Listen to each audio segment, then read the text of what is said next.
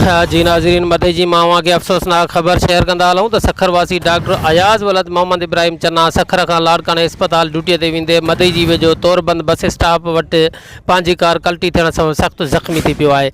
ॿुधायो पियो वञे त डॉक्टर लाड़काने सिविल अस्पताल जे ट्रामा सेंटर में ड्यूटी कंदड़ आहे। ज़ख़्मी डॉक्टर जे चवण ते अहिड़ो इतला ट्रामा सेंटर लाड़काने जे इंचार्ज डॉक्टर कलीम खोसो खे पिणु ॾिनो वियो। अव्हां खे ॿुधाईंदा हलूं त गायजा थाणे जे एएसआई शमशाद अबड़ो गश्त दौरान अहिड़ो वाक़ियो पेश ईंदो ॾिसी फ़ौरन तहरुक वठंदे ज़ख़्मीअ खे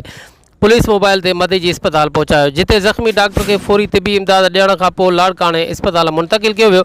अव्हां खे ॿुधाईंदा हलूं त 1122 एम्बुलेंस तोड़े अस्पताल जी पंहिंजी एम्बुलेंस न हुजण सबबि मरीज़ खे फौरी रिफ़र करण में सख़्तु दुश्वारी पेश अची रही हुई, जंहिं करे डॉक्टर